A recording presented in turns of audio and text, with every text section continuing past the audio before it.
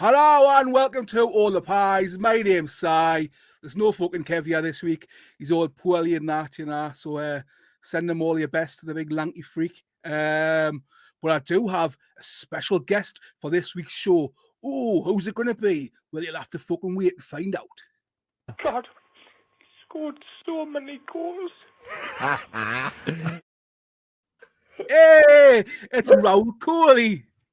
Hello, mate. How are you? Not to be confused with Raul Moat. I'm good, mate. How's you? I'm good, mate. Did you watch the ITV4 biopic?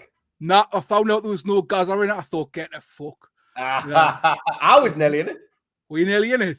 I got an audition to play the role of his Asian sidekick, Karam, but they didn't even look at me tapes in the end. They decided I didn't have enough experience, but apparently they were struggling with finding somebody with an authentic Northern accent. They did in the end. Apparently it's quite a niche, Asians with Northern accents. Aye, yeah. I'm going to find it hard to comment on this video without getting myself cancelled. Is that the? Oh no, I'm thinking of someone else. Not like what do you call that? The tattoos he's always on all the podcasts. I think he's from Middlesbrough. Sidhu or something, is it? Is that him? Oh, Chet Sandu. That's the one. Aye. He's not exactly a well-known actor, nor comedian. Neither am I, mind, but that's the industry I am in. No, I thought he might have been the sidekick in real life. Oh, yes. No, I could see that. But he's relatively, he's doing all right for himself. He sells CBD and that. It seems like Raul Moat's sidekick was really thick. Yeah. All gangsters seem to sell CBD now, don't they? When they've retired, they seem to push it. It's a good laundering thing, isn't it? Do you know what I mean? Oh, if the police turn up, no, it's just CBD. It's not actually the other one. And then they write books about how they are sorry in that for brain people. Anyway, I'm not making any further comment before I get brayed by our lip-to-lip enemies of the entire Northeast gangster circuit, who I very much love and respect and think highly of, because I'm very soft. Yeah, I think they're all wonderful people. Anyway, mate, for people who don't know who you are, and there's another Raul Kohli that you get confused with quite a lot on social media. Do you want to explain which Raul Kohli you are and which one you aren't? I'm not the incredibly famous actor with over 500,000 followers. If I was, I probably wouldn't be doing this podcast. My name's Raul Kohli. That's Raulkohli. I'm a comedian. I refer to myself as the Newcastle Brown Male. I've been doing stand-up around the world professionally now for about 6-7 years. I've acted in a few things, hence why I got the audition for this Raul Moat biopic. I'm probably most well known for my BBC podcast, Comic Sanskrit, all about Hinduism and me trying to figure out what it is growing up in the West, not really being sort of taught any of the principles. I'm also a bit of a Northeast history buff. I run a podcast with fellow comedian Mike Milligan called TYNE Travel. Very soon we'll be recording a special live show, all asking about what it means to be a Geordie, what it means to be a Northumbrian, with the author of the Northumbrians, Dan Jackson. And I think that's a good enough short CV for this podcast. That's pretty damn good, mate. I'll put all the links in the description so all the folks can go check it out. Yes, I remember when you did, what was that? Sorry, mate. What was that TV show that you done? Was it on BBC Three? Because I remember seeing it was Nigel Farage tweeting about you, so I sent it and I said, "Have you seen what the Farage is saying about you, mate?"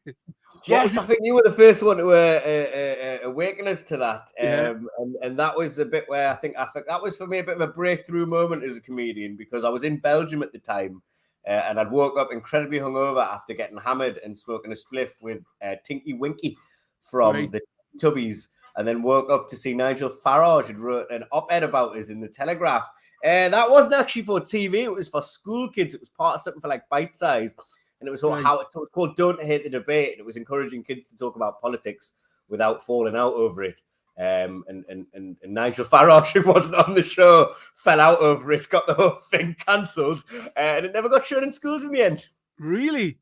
Yes. So what pulled from YouTube everywhere else. What was his crap? Like, what did he dislike? The fact that it just wasn't all like pink-faced fucking angry people. But there was a bit of a hint of that, you know what I mean? I think at one point he criticised me for referring to grime as something we should be proud of, which he said, if you don't know, is a music of a sort of music associated with criminality, and that's all he sort of left grime as, not as like a new modern art form that many working class boys, white, black, Asian, have used to better themselves and increase their living standards and reflect their experiences growing up in modern Britain. And push political ideals as well. Grime is not just not just music for you to bop your head to and ride around in your whip. There's a positive message in a lot of it. Yep, there's a lot of politically orientated and positive hip hop in this country. I mean, Scroobius Pip is one that springs to mind, but nonetheless, I'm usually particularly annoyed about the fact that the documentary, none of us as people, but it was like an animated thing made by the producers, was saying that immigration had been around for a long, long time, and it's not something that sort of started happening in the 50s. But in fairness, the animated thing did refer to, like, strictly speaking, like the Vikings and the Angles as immigrants, and it's like they weren't really immigrants. It was just they were invaders. So that was what Nigel Farage seemed to be annoyed by. Right.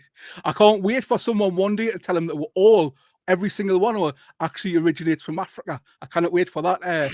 It'll be information to get passed down to him. That's going to be a fun day. But anyway, mate, fuck politics, because I'm not really into that. This is about football. This is about Newcastle United. This Saturday, 12:30, first game of the weekend. We are away at Elland Road. What are your initial thoughts on the game and the importance of it, mate?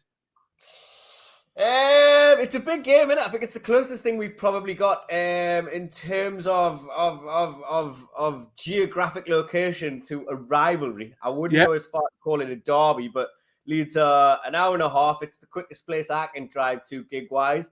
There is a bit of who's the king of the north, sort of Yorkshire northeast here. And I remember, was it a couple of seasons ago when that Leeds fan ran on the pitch when we were sort of 1-1, and he got brayed by the Toon fans. It's a big game. I mean, we've got to win 2 of these 4 games. Is that correct? 7 points guarantees. Out of the 4, we need 2 wins and a draw. So all 7 points combined. That guarantees Champions League. 6 points probably will do it, depending on goal difference between us and Liverpool. Yes, so it's very important. Obviously, I think we've got to get the win, because it's who else we've got next? Brighton, who I think will probably want to sort of recover from their shocker at Everton. And then who else have we got apart from Brighton? We've got Leicester away.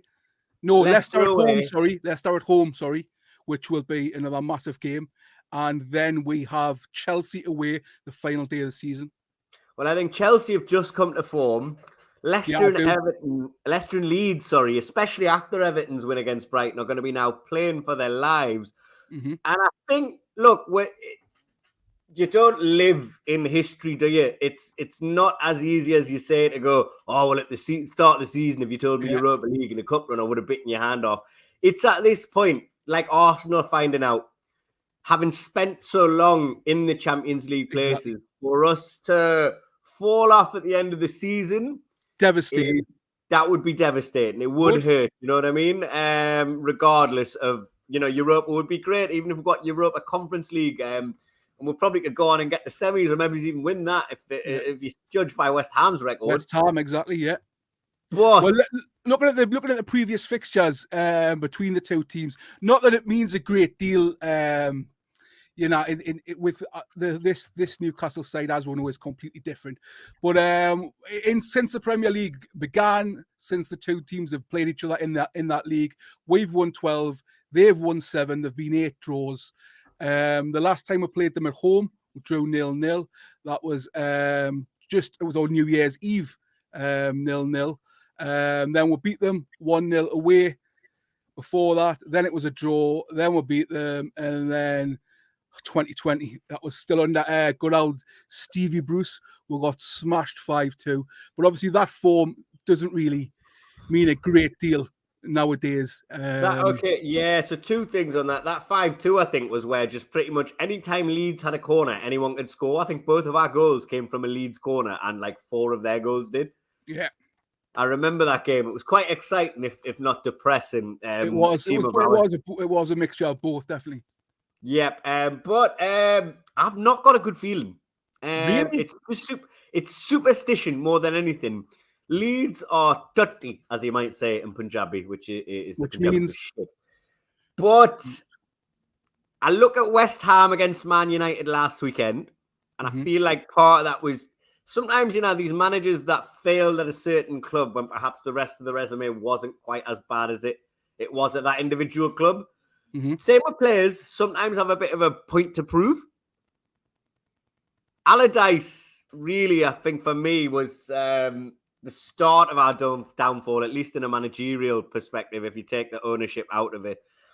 He was the first manager who was there who got us relegated. So have that fear there, and as well, I feel like you'll have something to prove, and I feel like you might be mental, but I feel like he's not mental, and I feel to come out with that confidence, and I've seen John Carver do it, and it didn't quite work out as well for him. I'm as good as Pep. I'm as good at Jurgen. I've done it all. But they weren't that bad against City. To lose 2-1 against City away. I was about to get onto that. Yeah, the City game, but just on Carver with these 11 Jack Colback teams. Yes, he was a character. You gotta love him. I'll always have a soft spot for him. Oh, me too. Ever since he tried to fight the entire Wigan team when Tara got snapped by McManaman.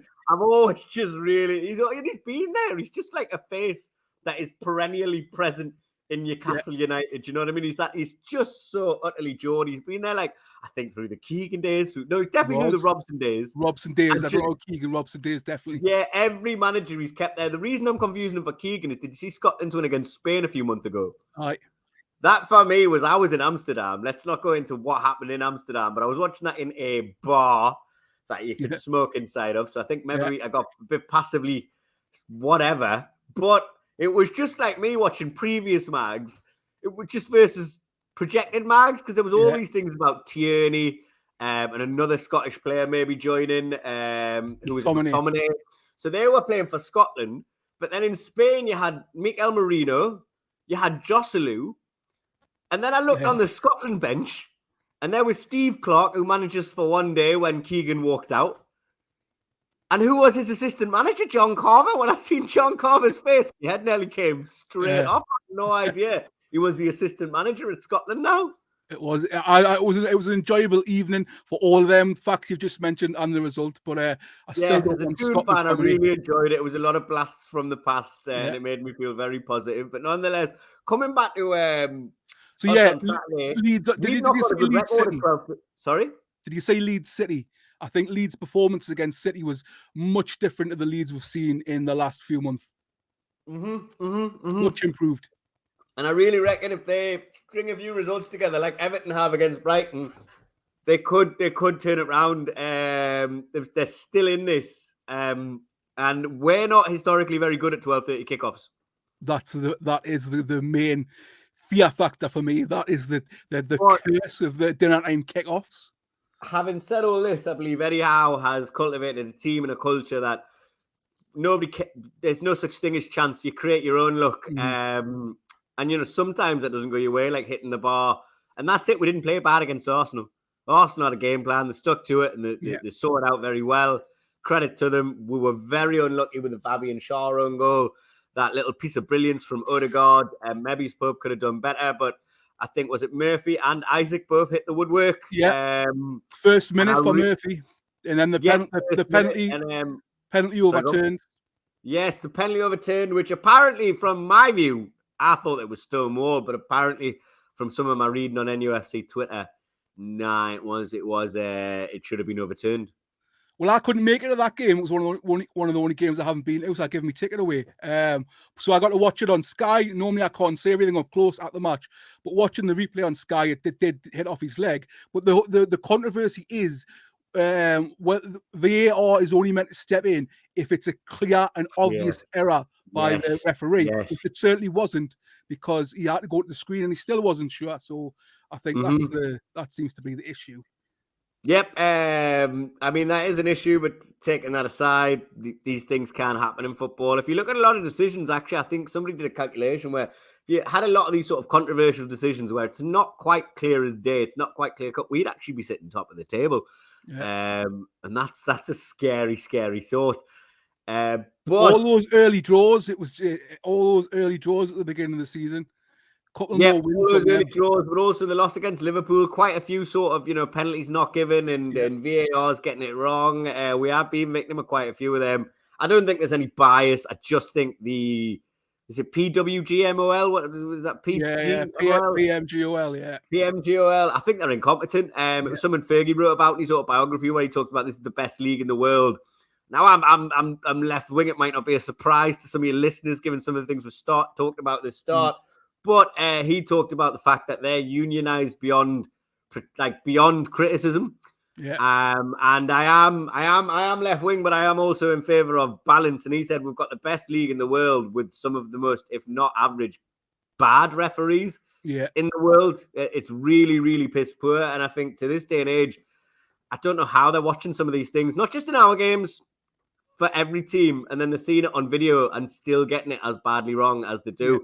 The problem is with these things, the problem with the football is it is human interpretation to some degree, but they do have letters of law there that they're sometimes not adhering to. They are bad, but take all that away, I still think we played very well. But I just think Leeds have more to play for here. They do. They have more at risk. And I think it'll be at home. I hope I'm wrong, but I think it could be a 1-1, 2-2 draw. If not, I'd say it's 2-1, 3-2 our way or something, maybe 3-1 our way. I've given you about 4 different scorelines there. That's not really a prediction. Yeah, looking at their team on paper, this is from a while ago. I think it's from maybe a month ago. They've got some cracking individual players. Jack Harrison, who's having a great season. Rodrigo. There's rumours we've been looking at him as well, Jack Harrison. Jack Harrison's been linked with us for a long time, Is Patrick Bamford back there? Because I've not seen him in a long time. He is back. He is back, but he's not firing. But he's back. Not firing. Nah. He's not firing. What do you reckon the score will be? Right, so I think for this game, I think it's crucial that we get off to an early start, which we seem to have been doing recently. I know against Arsenal, we just didn't. There was just something that day that the final end product wasn't quite going our way. I think the lineup will change as well. I don't think Wilson and Isaac will be starting together. I don't think. What do you think about this Wilson Isaac starting together thing? Because I have some views that might be unpopular. Well, I wanted to say it because we've seen it a couple of times in second halves of games, especially where we're trailing. But here's when we've seen it, and with all the respect and love to Wilson, his Twitter bio, hold the vision, trust the process, is something that has helped me in my career. I love him, but I think it's just plain false to not really talk about his age and talk about the fact that a lot of his goals recently have come from not starts. And people go, oh, well, what happens if he starts? And what happens if he start him and Isaac? But I think where their danger comes from, with all the respect in the world to Callum Wilson, I absolutely love him. I want to see him stay at this club forever. I want him to get a coaching role here. But where their danger comes from, I think sometimes is when it's an impact subtyping. Wilson is a bit older and he's not quite pace-wise what he was. But when he comes on for the last 15, and I think that's where, when you're looking almost at the 4-1 against Everton and some of the danger we bring in the second half, it's being able to bring on these players who can just cause you carnage when their starting 11 are knackered. Yeah. And so I don't think it is the best idea to start them. And I think Arsenal sort of showed that a little bit. I think you start Isaac, and then if Isaac's still feeling good, you move him out the left and you bring Wilson on. And oh God, if you're a defender, you'd be terrified. Yeah. That's the last thing you need when you're leggy and you're tired, is Callum Wilson coming on for 20 minutes. I do think that is a better choice. And I think the results at the very least have implied that, if not necessarily proven that beyond all reasonable doubt. Who else would you start? Well, my biggest thing this last few weeks has been Sean Longstaff not being available. I just didn't realise how much he seems to be that glue that holds that midfield together, that allows Bruno to do what he does. In terms of distance covered, this man was almost all over the place. He was like a walking time turner. You don't think he's that fast. I don't know if he is that fast, but his work ethic is second to none. His Him and heat Joe map, Linton he's surrounding covered some Bruno ground. is what allows Bruno to be creative. Yeah. Joe Linton will body off the ball and Shaw would just chase you down. He'll be there near you. And that gives, it's almost like NFL, do you know what I mean? Allowing the sort of quarterback to throw forward. And that's what almost, I mean, I know Bruno's been carrying an injury, but that's what gives him the space and a little bit more of the time to pick out those beautiful balls that he does. And he certainly missed him on the Sunday just gone. But I don't want to talk about that too much because he's Bruno, you know what I mean? Everyone's allowed a day off, you know what I mean? And Exactly. it just wasn't quite That was his worst performance. It was his worst performance in a black and white shirt. So for the team that I would start, for the team I would start, I would put Wilson back to the bench. I would move Isaac into Wilson's position, and I would put Maxi out on the left. Yes, I was going to say, I thought Maxi looked dangerous. But there's always the defensive thing with him. I personally don't. I think it's overblown. But there is that risk there on the counter with that. But I think he wants to stay at this club, and his injuries and perhaps some of the criticism he's faced may have him thinking. And I think like if he got given the opportunity to start these last 4 games, he'd really sort of come into form for us and really sort of play his heart out. He was getting in form before the injury. He really was. Yeah, he was. But also he does absolutely. He just bangs against lower level teams. Yeah. He gets I think better teams know how to tactically sort of play him off the ball a little bit. But against lower level teams, he absolutely just terrifies them coming in on that left. I think him and Isak against subpar defence, the runs that they can make, that we've seen, the way they can just take on 4 or 5, I think that would destroy Leeds, and especially if we get on to an early start. Absolutely. Who would you play out on the right then? I would keep Murphy. Yep, I think that's fair. I don't think Almiron looks 100%. Maybe if Almiron has been playing to form in training, maybe put him on. But if not, I think Murphy's he's my favourite player actually of the season. Yeah, he's one of mine. Just from even before he scored that wonder goal and the 2 against Tottenham, he's just. The minute he came on against Tottenham away, 5 minutes to go, he came on. 4 minutes to go, he went down with cramp.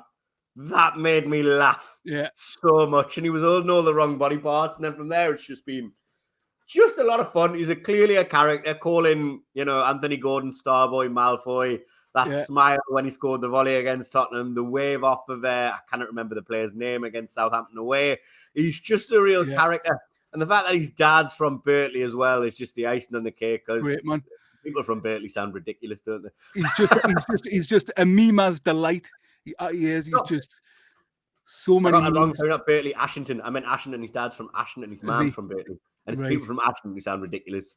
But I would stick with. I'd have Joe Linton, Bruno, and Longstaff.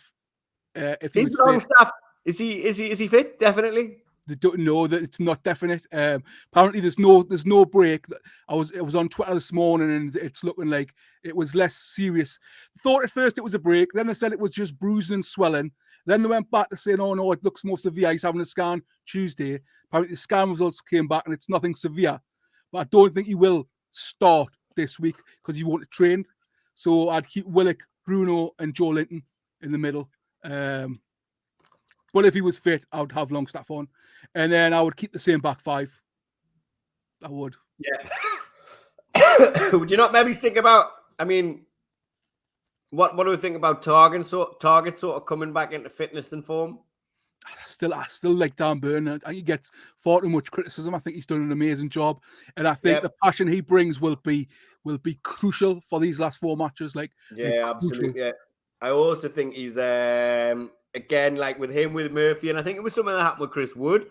People don't see what goes on behind the scene in the locker room and stuff like that. If you've watched Kieran Trippier on the High Performance podcast, I haven't yet. It's on my list. Well, he talks about how much he'd rather have a team that's together and all playing for the same cause than a talented team that are divided. I'm paraphrasing. But look at Chelsea. You know what I mean? Definitely. Absolutely. The way the team gels is more important. People who bring that team together for me are Burn, Murphy, Longstaff to some degree. But Byrne and Murphy, I think you can see Murphy's a character. You can see Byrne's a character. More than their footballing ability, they're eloquent. And I think that's so important. I think it's sometimes something we don't really appreciate or perhaps, we don't appreciate in pundits. And we don't appreciate in players. Communication is everything in a team sport. And if you can't get your words out correctly, if you can't say what you mean, that's a big, big problem. And Byrne and Murphy, you can tell from interviews, are a bit more eloquent, a bit more educated than the rest. They really, I think, can get their message across to their teammates, as can Isaac, actually, but he's not so well spoken, Isaac. Very well spoken, but these Swedes, these Norwegians, they have ridiculous education systems. The Nordics are just way, way ahead of us when it comes to education. They've got everything. I've done a few gigs in your Finlands, Denmark's and your Swedens, and their quality of life across the board is I think, a lot less divided and a lot higher. As you know, I've got links with Norway. I've got links with Norway, and just being there, obviously coming from North Shields and then being in Norway, I was like, these are two different fucking worlds, man. Absolutely. But there's no security guards in the shops, like none. No security guards when I was in Norway. It was like their version of the Metro Centre. So I remember saying to my father-in-law, I was like, I've not seen one copper since we got here. I've not seen one security guard in the shops. What's going on? He went, well, they don't have security guards in the shops because why would you steal? That's not a good thing to do, so people wouldn't steal. And he says, well, the nearest police is a helicopter flight in because of all the fjords and the way the fucked up mountainscape is. If you do something wrong, you report yourself, and then you dealt with that way. Wow. It's nuts, isn't it? Yeah, I remember doing a show in Iceland, and it was a joke I told. It's like, I noticed that there weren't any homeless people there, and I was like, I don't know if that's like because they've got such a strong like left-wing sort of socialist benefit state, or like a strong right-wing, just let them all die because it's that cold. They're not going to survive. Yeah, fucking different way of life. But, different way of life, but nonetheless, very eloquent man in interviews. Obviously, great striker, but I'm not sure he's obviously new at the team, and he's not quite as even still Jamal Lascelles, he's not played. But if you watch Kieran Trippier's interview, you see how important he is to keeping the team together and sort of being a bit of a busybody and looking after people. And if somebody's having a bad day, asking if they're all right. Like a lot of these people behind the scenes, that's something I think we're underappreciated with Chris Wood. I remember, I think it was Sean Longstaff saying the atmosphere was like a funeral when Chris Wood left because they all just appreciated his banter so much. Yeah. Apparently Richie's the same. Apparently Matt Ritchie's so like valued. You can see that in Richie though. I seen that the way he grabbed Gordon when Gordon was furious after being subbed on. You can see that with Richie. Have you seen that clip of him when he discovers Joe Linton when he comes in the tunnel? No, I don't think so. You not seen it? It's just, I don't know. It's just something not right in his head in that clip. Yeah. He just walks in. Joe Linton's been like, it was after his wine. I think, no, not after his wine ban. Maybe he was sent off and he was banned for like 3 matches. Or maybe he was banned for 3 matches because of the wine. Yeah. He was banned for something. So he wasn't playing, was Joe Linton. And the good win, and Joe Linton was stood in the corridor in his dress clothes, and all the players come in their kit from the pitch. And when Matt Ritchie sees him, it's just nuts. It's like, he just says his name so peculiar. Joe Linton! So he's a funny fucker. He always looks perpetually confused, doesn't he, Matt Ritchie? He just walks around with that disheveled look on his dish. Did I ever tell you about when? Because him, I got a 14-day membership for £14, and him and Ryan Fraser, they're regulars at the David Lloyd's in Heaton, and it was one of the weirdest experiences of my life. Was when I one of the days in, I walked past and I held the door open. And I was like, "Oh, thanks, mate. That's really kind." And I was like, "Who's that blonde guy? I recognise him." That was Matt Ritchie. But one of the even weirder experiences in that was I went to use the steam room, and I walked in and there was somebody fully clothed in the steam room, which is someone I'd never, ever seen before. They were like in joggers, a sweater. They were wearing a beanie. And I was almost like, I didn't know what I was doing. I was like, is this the steam room? And he was like, oh, yeah. I was just like, okay. So I went and just sat in and didn't ask any further questions. A friend of mine told me he was probably a fighter that had really messed up his weight, and he was trying very hard to cut down his weight. But at the time, I was just like, am I going to get killed? I feel like I'm in a Mighty Bush sketch. What is happening? Yeah, that And is then I odd, thought, isn't it? this couldn't get any weirder. Me and this man sat fully dressed in this steam room. And then this really small man came in and he sat next to us. And I looked over, like, I recognized him. And I was like, oh my God, that's Ryan Fraser. And me, Ryan Fraser, and a fully dressed man sat in a steam room. One of the most bizarre experiences in my life. That is surreal, mate. That would have been an experience, definitely. It was as surreal as seeing John Carver pop up in that Scotland-Spain game when I was in a bar/coffee shop. Fucking mint, man. Absolutely class. Right, mate. Well, what you're gonna go for then? I'm always an eternal optimist. I was probably the only person who follows the tune who's on record saying we're going to finish third this season. So I am going to say it's going to be a win. We're at home. We got the flags. We'll bounce back. We're away, mate. It's Ellen Road. I have a little... We're at Ellen Road? Ellen Road. Oh, shit. Yeah, I'm going to say 2-2 then, 2-2. Yeah. Maybe 2-1. I'll go... Nah, because we do bounce back from those losses, don't we? Yeah. Maybe 3-1. I'll go with 3-1 just to be an eternal optimist. So I'm going to go 4-1. I'm going to go 4-1. Feeling confident. That defense, their defense is just leaky, very leaky. I'm going to go 4-1. It is leaky, but I reckon if there's one person who might try and show them up for the last 4 games of the season, it's definitely Allardyce. Aye. Yeah, I'm going to stick with a 4-1, definitely. Well, listen, mate. 3-1 I'll go for as well. Who's your first goal scorer? I'm going to go Isaac. I'll go Isak as well. Cool. There's that whole, is it Isak, is it Isaac? And he was on video the other day introducing himself, and he referred to himself as Alexander Isaac. So we've just both got it wrong then? Apparently, it's because the Spanish commentators used to always refer to him as Isak. Oh, that would make a lot of sense, eh? Yeah. Just gorgeous, I call him. Sexy, gorgeous. Fine specimen of a man. Well, listen, mate, thank you for joining me, and I definitely want to have you back on again in the future. What are you doing next? What is your crack? What are you up to? Where can people find Get me on all my socials at RAULKOHLICOMIC. I go through periods where I post for 30 days straight, 30-second clips for your entertainment, stand-up. Sometimes they're just true life stories. If you go a bit further on me TikTok, Fucking hell, you're showing your age there, son, aren't you?